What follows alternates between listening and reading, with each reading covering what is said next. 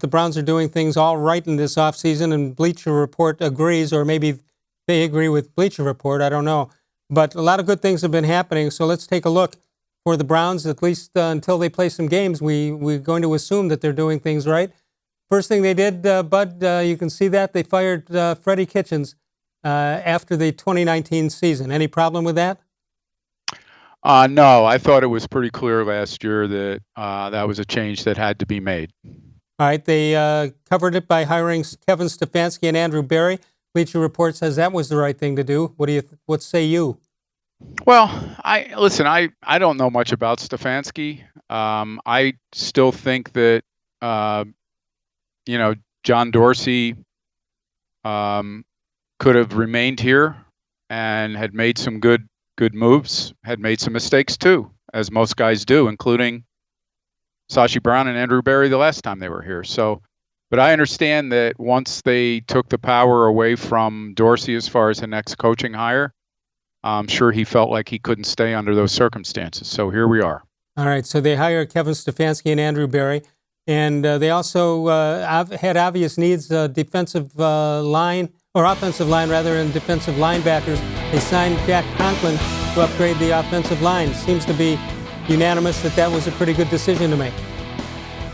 Yeah, and I'd be lying if I said I followed it so closely last year that I watched every snap. I know there are a couple of people in Tennessee that think he didn't have as great a year as others think, but it's certainly an upgrade.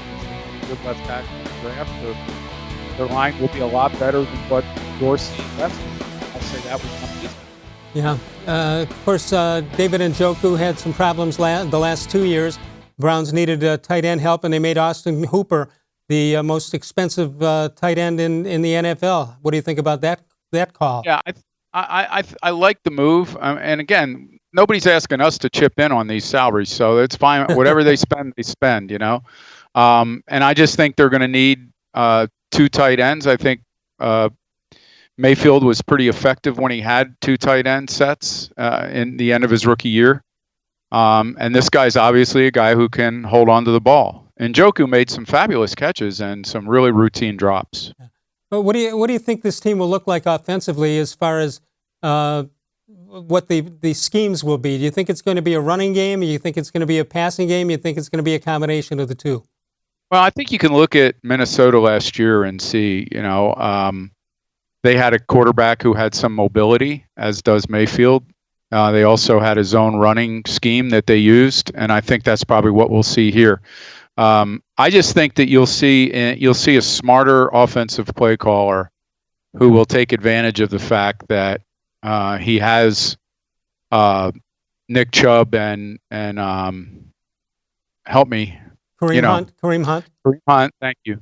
So in those situations, they call for running plays. He's not going to get away from it as quickly as Freddie-Kitchens did. And I get back to this all the time. I think Freddie-Kitchens was trying to please his squeaky wheel receiver. And I wouldn't put Jarvis Landry in the same group, but certainly he was a guy that when he didn't feel like he was being utilized, he had something to say about it to Kitchens.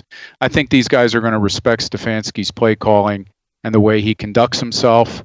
And I think that'll go more smoothly this year. Well, it looked like Berry had a plan, and if that's the case, he's carrying it out because on his defensive lineup, he's signed 3 guys, all of them under $3.5 million in one-year deals. I was kind of surprised they were able to pull off so many one-year deals. The cheap talent, Andrew-Billings, Kevin Johnson, and Karl-Joseph all signed those deals. And in mass, it looks like there's some bodies out there who can play. Yeah, I mean, obviously, I think what they've done offensively, or this team offensively, is going to get people more excited than what they've done defensively. But this might be just as effective in adding some veteran guys who can play their positions at not a large cost. I mean, in this salary cap, era, that teams, we see this all the time, Les. When teams load up on one side of the ball, they have to be really smart and efficient and effective in what they do on the other side of the ball, and that strikes me as what this Browns team is doing. So, what do you think in a more ideal situation to get both sides of the ball equally, or take a little advantage on one side and not the other? Well, I think the way the rules are skewed, you have to have that offense. I mean, you just have to have an offense with some big playability on it. And now they have it pretty much at every position.